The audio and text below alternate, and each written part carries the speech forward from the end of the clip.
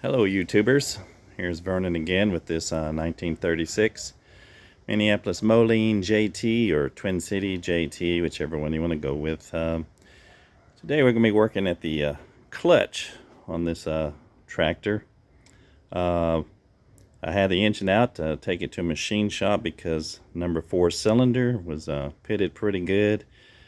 Tractor had been sitting in the rain for who knows how long before I got it.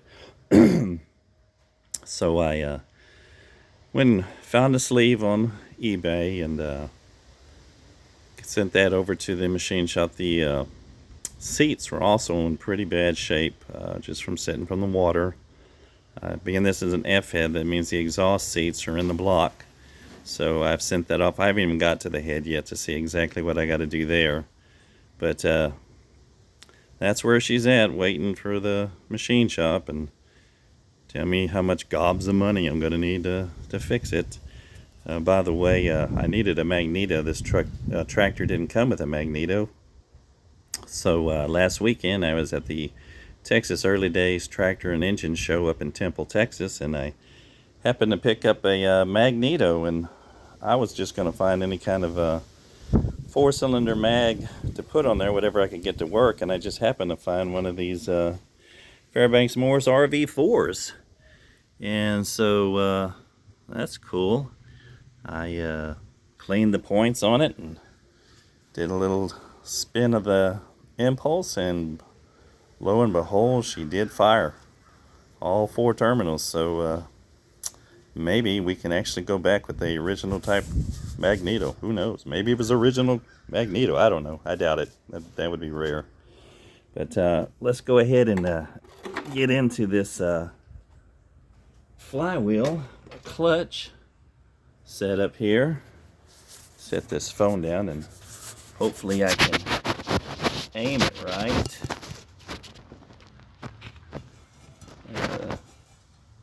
Maybe that'll work. Let's see.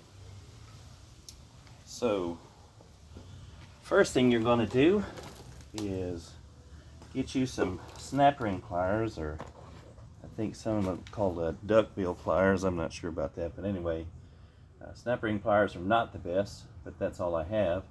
And there's this snap ring right here that, well, before we do that, let's start with the this gear right here. This part bolts to the flywheel of the engine, and then it is splined or geared to the clutch disc. You can pull this apart without unbolting it if it's not stuck too bad in here. Otherwise you're liable to break something. I elected to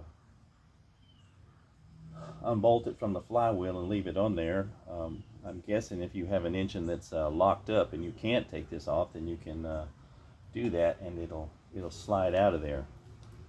I'm probably going to leave it unbolted when I put the engine back. I think alignment will be much better than trying to get the engine and this spline back together. So back to the snap ring.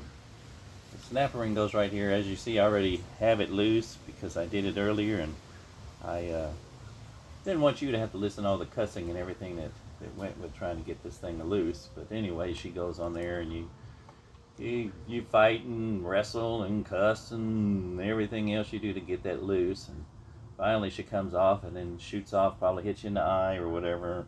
Hopefully you can find it, and you set that to the side. These bolts are for a puller, and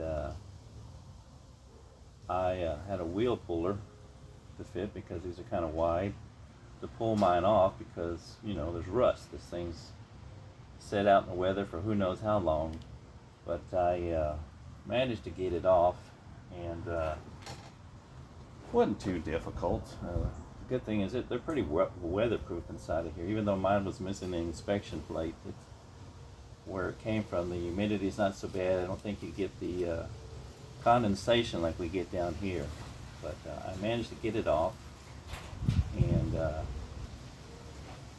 we go. Get that out of there like that. Now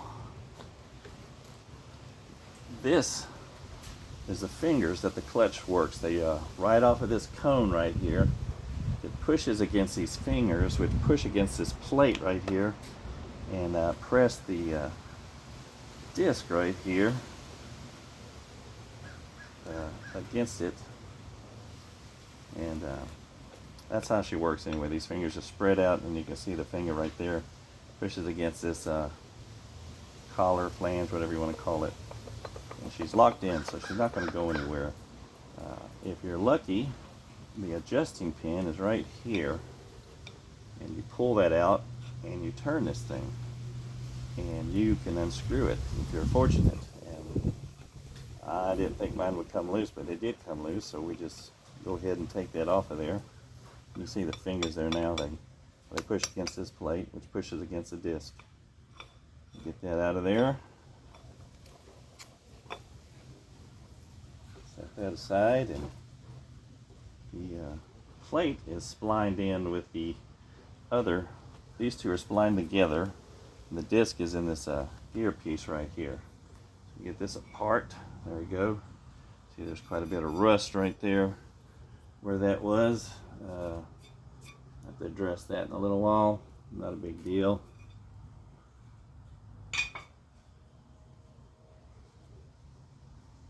Now this is the clutch disc, and you can see the rust that built up on there. We'll have to flake that off. It's got a little bit of life left in it. It's not great, but it's not terrible either. It'll probably last for my lifetime. As little as it'll probably get used. I mean, most I'd probably ever do would be to pull a car or do some mowing or parade duty or something like that. Take it to a fair or something, just so people can see what old junk looks like. And but I'll just clean that up and probably reuse that. This is your other plate.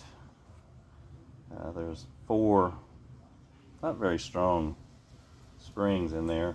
They kind of look like the springs that you find in a drum brake vehicle, which since I've got 2 of them that are kind of boogered up a little bit, I may try to hunt down some brake springs and replace those with that. And this one don't look too bad. It's not that much rust and all that. I think this should be just fine. Next we have the throwout bearing, and the throwout bearing here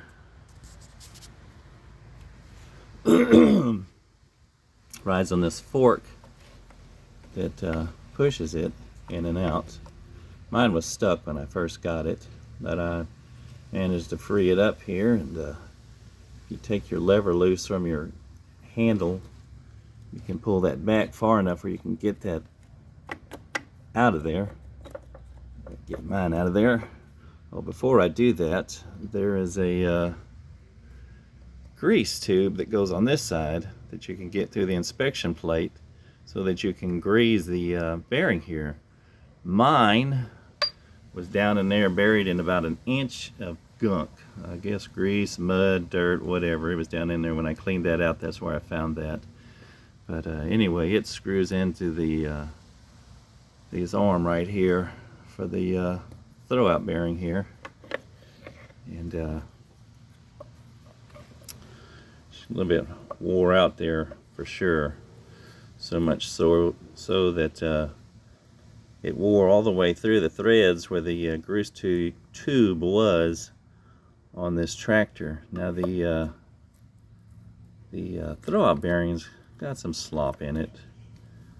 I did see a bearing for a Z or an R on Facebook. I don't know if the bearings are the same or not. I will find out when I take this one completely apart.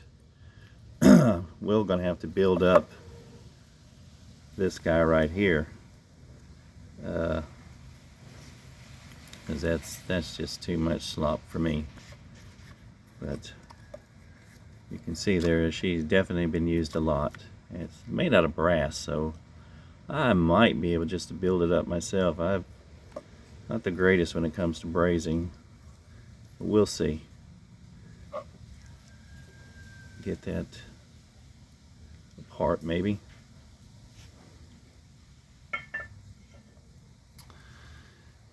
Then you see the fork here is quite a bit of slop right here. It's gonna need to be built up too. So maybe taking that apart, seeing what I can do. Okay, and you think, okay, well, I'm done there. Well, you're not.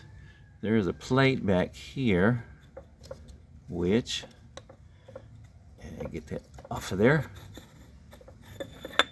This is part of your clutch brake, like John Deere's have. That's what this is. When you throw the lever backwards, it rides against this, which pushes against, hold on, don't be too excited, this disc, this fiber disc right here. This disc is the brake when you push back on it. Now, mine's covered in oil from just trying to get everything loose, but also the seal right here, input shaft seal, it's been leaking, so we're gonna have to replace that also. I'm hoping that's a universal type seal, that I'll be able to find one and put in there. It's not something special, I hope, and put one in there, because you can't find anything for these JTs. Nothing. The only thing you can hope is that something from an R or a Z will work in here. But anyway, that's where we are right now, and I will get back to you with some more. Hope you have a blessed day, a blessed week, a blessed month, and a blessed tractor. This is Vernon signing out.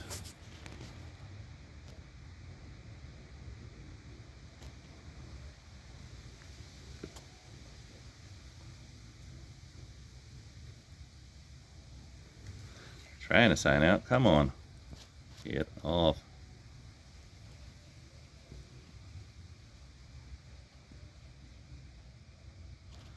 Now you're going to mess me up, aren't you? Why? Smartphones ain't that smart, if you ask me. Not smart at all. Come on. Oh, thank you very much.